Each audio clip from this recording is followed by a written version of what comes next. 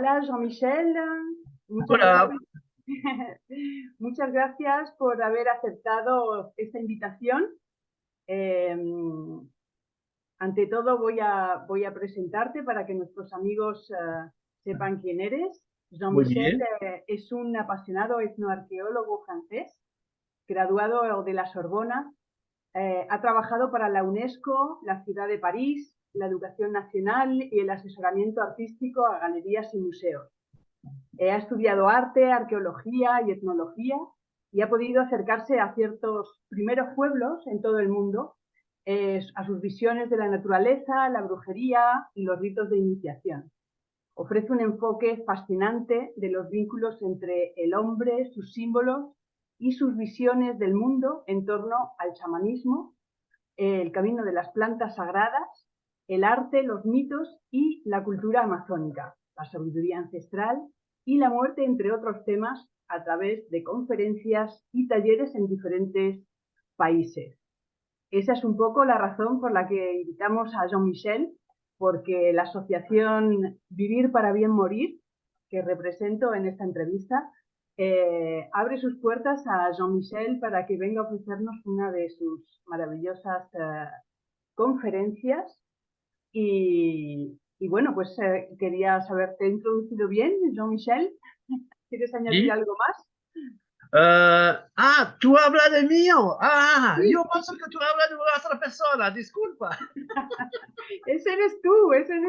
Sí, sí, verdad, sí, la verdad. Me recuerdo, ¿no? Así está bien. Bueno, entonces voy a hablar francés, que mi castellano no es tan bueno. Mejor tú vas a traducir. ¿Está bien? Sí, sí, sí, Gracias. perfecto. Oui, alors tout d'abord, je voudrais dire que je suis un amoureux de la vie.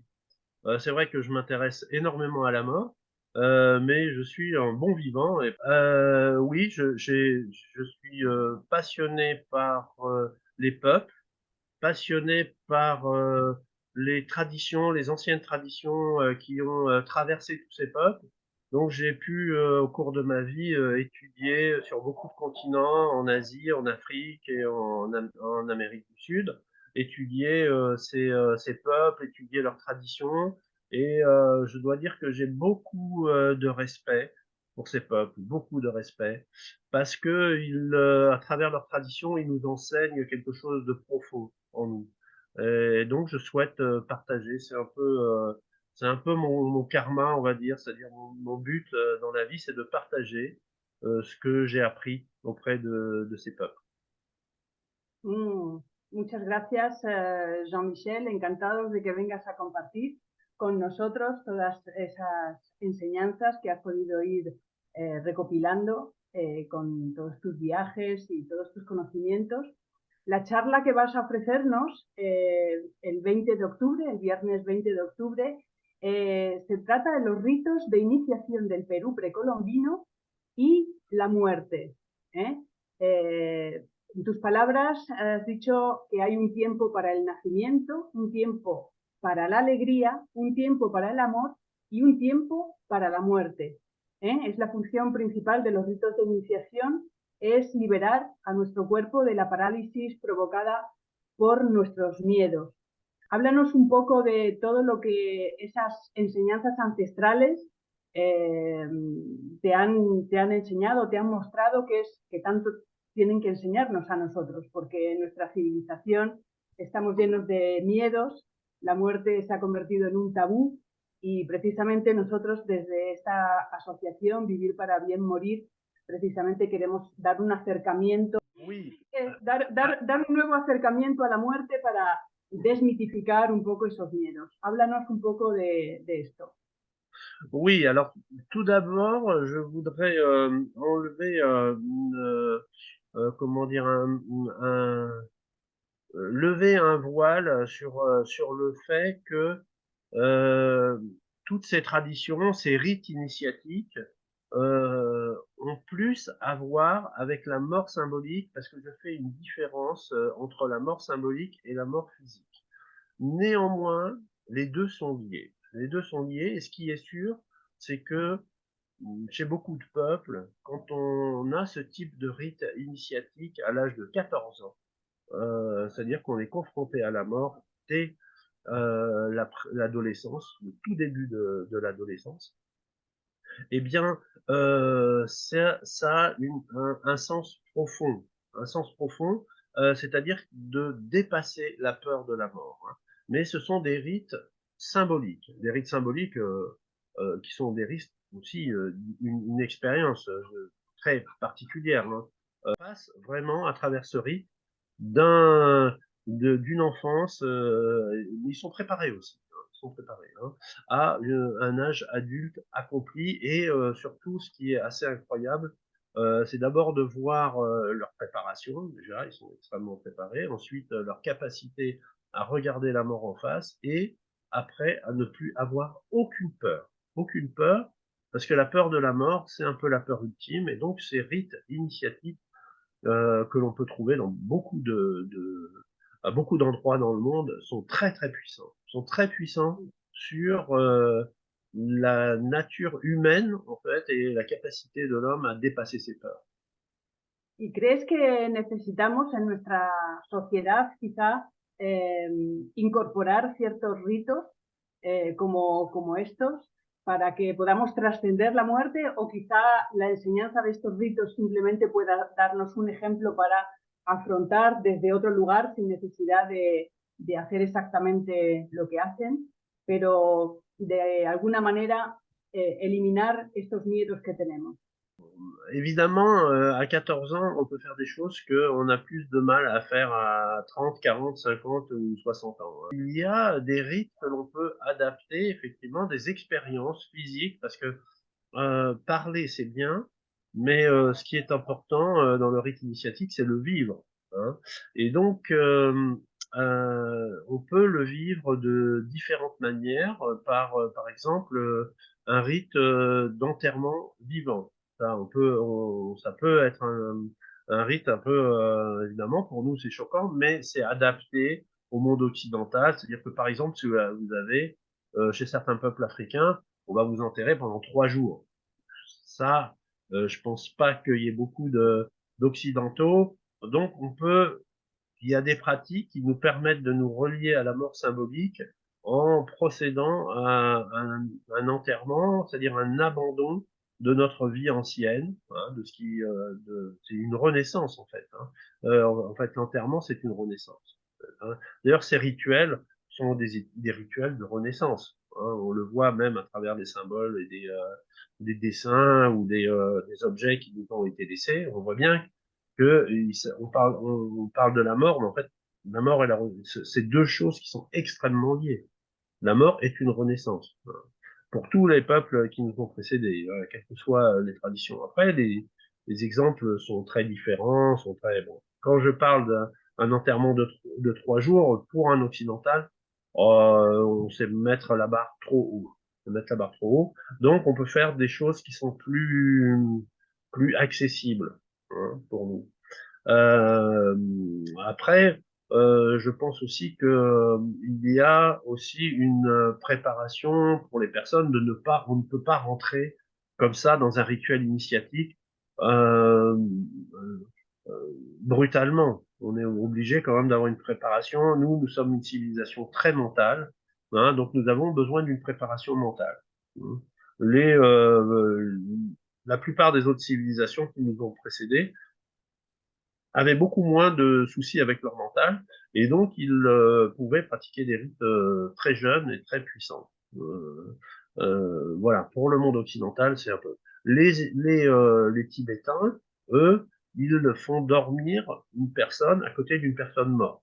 Enfin, dormir. On ne doit pas dormir beaucoup, hein, mais c'est aussi un rituel très puissant, hein, pour être confronté parce que en fait, on pleure beaucoup notre propre mort, en fait, hein. Parce que la personne qui s'en va, elle est quelque part, elle est délivrée d'une vie qui, arrivant à sa fin, pour la plupart, évidemment, je parle pas de mort accidentelle, de mort, mais une vie qui arrive à sa fin, que ce soit à travers une maladie ou que ce soit à travers la vieillesse, eh bien, c'est une délivrance.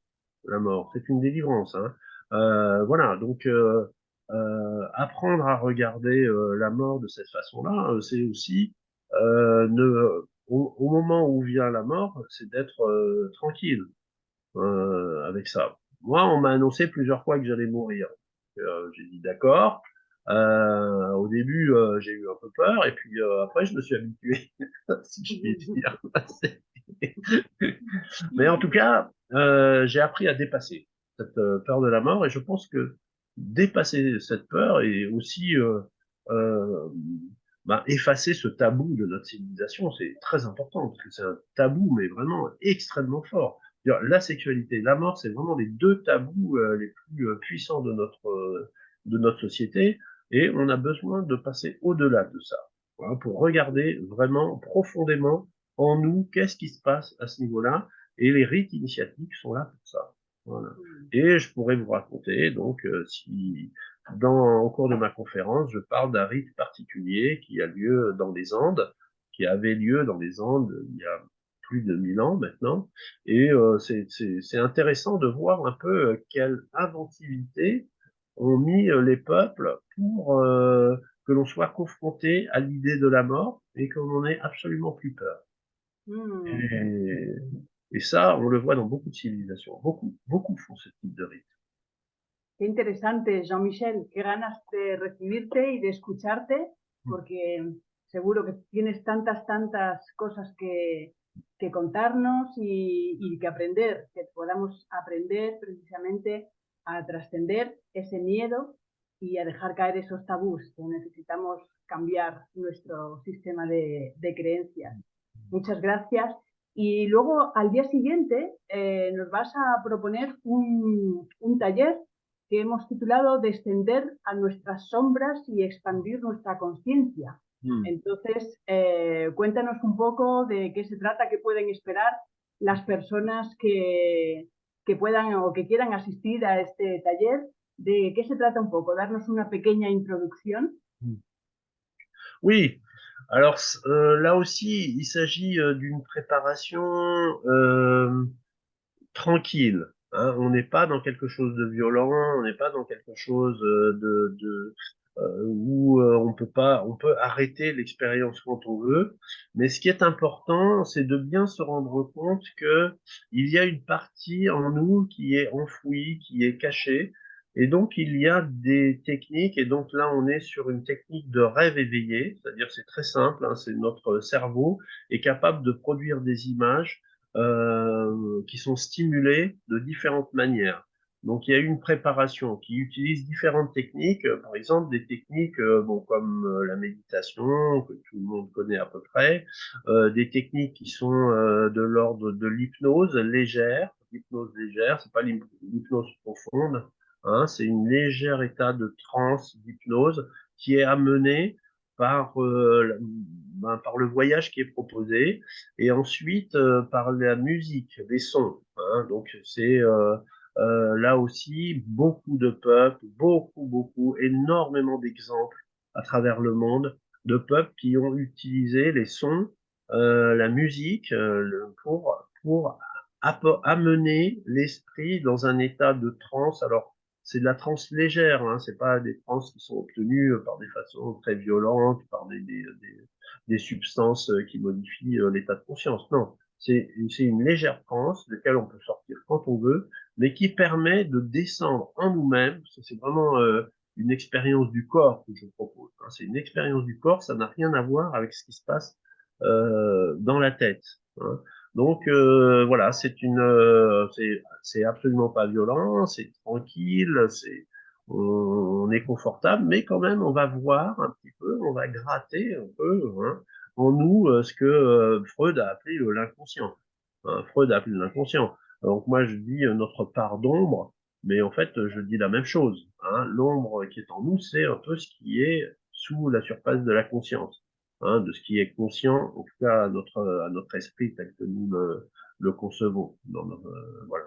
Donc c'est quand même, ce sont quand même des expériences qui sont abordables par les Occidentaux sans que ça provoque de traumatisme. Parce que c'est important quand même de ne pas choquer ou de ne pas amener des gens à des situations desquelles ils vont avoir du mal à se sortir. Donc c'est en douceur, c'est tranquille. Après, il y a d'autres approches qui peuvent être plus fortes, mais moi je m'occupe pas de ça. Je fais comment dire, de l'initiation, voilà, à travers tous les exercices que je propose. Muy bien. Muy Qué interesante. Pues muchas gracias, Jean-Michel. Estamos muy contentos y muy agradecidos de poder recibirte en Lugo muy pronto, en octubre, y deseando poder vivir esas experiencias que propones y, y aprender de todo lo que puedas compartirnos. Pues muchísimas gracias y hasta muy pronto aquí en Galicia, en el corazón de Galicia, esperándote. Gracias por haber invitado. Muchas gracias a todos. Nos vemos pronto.